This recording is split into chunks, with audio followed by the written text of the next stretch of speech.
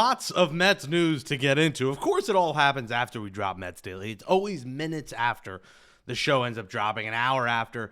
Anyways, you're watching Mets Daily. I'm Jake Brown. Smash that thumbs up, subscribe, follow me at Jake Brown Live, and scan that code, become a Mets Daily Insider. Let's get to it. Hitting coach, we'll get to that. It's not really a hitting coach title. We'll get to that in a second. But bench coach, Correa. No relation to Carlos Correa. There is no physical to be passed or failed this time around with the Mets. The Mets have named 37-year-old Correa their new bench coach. Correa, an intriguing option here. That, a lot of people are like, "Why this guy? This guy doesn't have the credentials."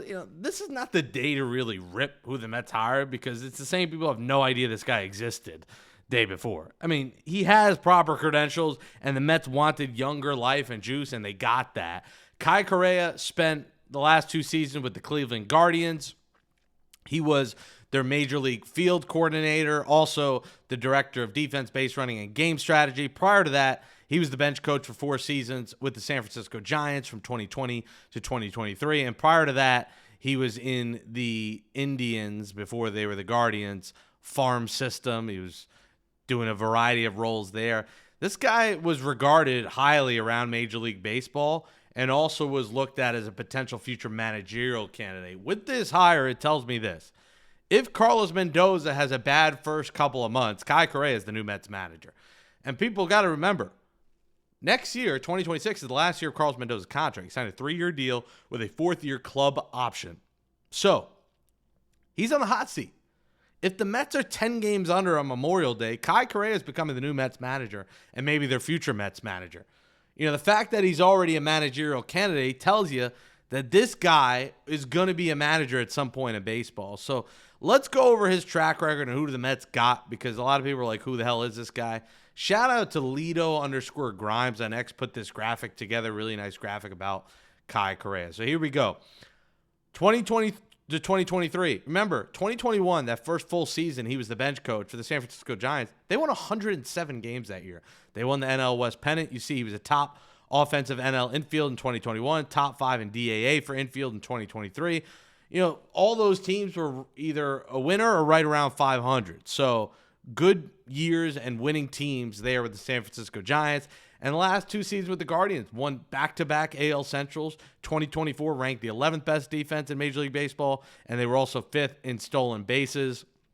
A lot of people regard this guy as an analytical guy. The Mets going, obviously, with analytics, but you see all the numbers and metrics there. Correa is a good hire. I think this is a good move. And like I said, someone that could maybe replace Carlos Mendoza. So I don't think this is a bad decision at all. Mets get half the age of 63-year-old who they had prior to him, and John Gibbons, and go with Correa. I like the hire. Now, the new director of Major League Hitting is Jeff Albert. Albert was in the Mets organization prior to this. He's basically the director of hitting development since 2023. He will be in charge of the Major League team's hitting program now. He will be in uniform. The Mets will complement him with another hitting coach. Now, I know a lot of people are like, why are you doing the 2 coaches again? This is the thing. Major League Baseball, usually teams have 2 kind of hitting coaches. They may not be called hitting coaches, but most teams have 2 offensive coaches. So this, isn't the craziest thing. The Mets went with 2 co-hitting coaches in Chavez and Barnes. I think this is going to operate a little bit differently with what the Mets go with. I don't think Albert's going to be really the hitting coach, and I think they look at him as a positive in what he's done for the Mets minor leaguers. Jet Williams, AJ Ewing, the different guys in the farm, Carson Benj in the farm system, they look at him as a big reason why they're seeing improvement from these guys. And, he was 4 years with the Cardinals as well, where they won 2 NL Central pennants and made the playoffs 4 times. So another cool graphic here from Lido Grimes that basically describes what he has done in his career so far and why the Mets liked him. 2018, he was the Astros assistant hitting coach. Then 4 years as the Cardinals hitting coach. The team had a 775 team OPS in 2019. 2022 is 745 team OPS, which is pretty good. 4 playoff. He made the playoffs all 4 times. So, however you look at the numbers, they were winning teams all 4 years. Jeff Albert was there. And then the last couple of years with the Mets. good with this Mets farm system. He's known as being very good at getting hitters to pull the ball in the air, which I think is important in today's game with, no shift. I think that's important. And working with the young guys coming up from the minors, you're going to see Carson Bench and Jet Williams potentially have a role. So I think this is a no-brainer hire to go internally because you're going to see Jet Williams and Carson Bench, assuming they don't trade them, in the big leagues at some point. And Albert already has a relationship with these guys. Probably has a relationship with Francisco Alvarez, Luis Torrens, some of these hitters that have come, Ronnie Mauricio, Luis Angel Acuna. He's worked with all these guys, and I think that's important that there's already a prior built-in relationship. As the Mets work with these prospects coming up, Ryan Clifford probably going to take over someday as first baseman if the Mets move on from Pete Alonso. So you look at all these young names they have, and Albert has a familiar relationship with them. So Correa, regarded as a young guy who's coming up here from the Guardians, from the Giants, from winning teams, a guy that's been to the playoffs at least, 3 or 4 times. So he comes from winning programs. Jeff Albert comes from the internal system. He's helped these minor leaguers. I like these hires. The Mets still obviously need a pitching coach, something we'll talk about moving forward. They still need a hitting coach to join Jeff Albert. They still need a third base coach. So there's still plenty of moves to be made. But so far, I'm a fan of this. Anyone who's like, oh, who are these guys? I mean, you didn't know them anyway. So why does it matter? Even the people who talk about this every day like me, I didn't know anything about Kai Correa. I didn't know much about Jeff Albert. But when you hear what the league says about them, when you look into the metrics, when you look at what they do, they're good hires. The Mets also making their first signing, it's a minor league signing, going with left-handed pitching side armor Joe Jacques to a minor league deal. Listen, Jacques was my French name in my 7 years I took French, which, what a waste. Wish I took Spanish. I could have talking more to baseball players. I can't talk to any baseball player speaking French. But 7 years of French to say Jacques. So Joe Jacques. Now, listen, the numbers don't jump out on paper from Joe Jacques. He's got a career 5.46 ERA over 29 and 2/3 innings in the major leagues. In the minors, not great numbers in the minor leagues. He had a 6.02 ERA over 52 and a third innings in the minors. But I think what the Mets like is one thing, side armor. This is a Jersey product. He went to Manhattan Jaspers. Went there for college. So I think the Mets look at Joe Jacques as kind of a project that could work. He'll get a spring training invite. Maybe he ends up being a piece. The Mets are still going to get back A.J. Minter. They expect Danny Young to potentially be back. They expect Drew Smith to be back. Obviously, Reed Garrett, Tyler McGill out for the season. So they look at Jacques as kind of this guy who can maybe play a role at some point. So anyone who's like, this guy is 6 ERA, he stinks. He's a minor leaguer. Essentially, he is someone like a Justin Hageman who might get a relief spot. Kevin Herget, that's what he is. And he's a side armor. Maybe the Mets work with him. They trust whoever the new pitching coach are to work with him and make him work. So let's not lose sleep or get mad at David Stearns. People are already saying, Sleepy Stearns, cheap move. It's October 15th. You're not signing big names or really any names until after this World Series ends. So these are, partial moves, roster spots 27 through 40 that you got to address.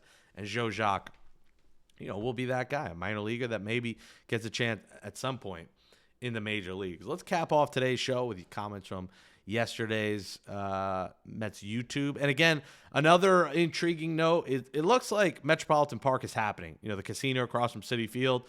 BetMGM has dropped out. There's 3 licenses to give out. That leaves 3. It leaves the Bronx.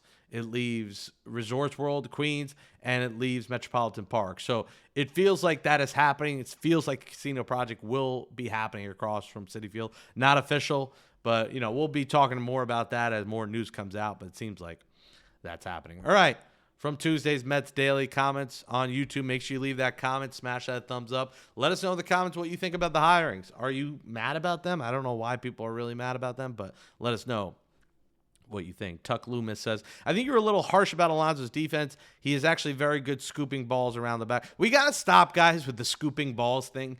He made so many bad throws that hurt this team. We know he can scoop balls, but we can't judge a first baseman just by their ability to scoop a baseball. I mean, we got to, grow up here with that.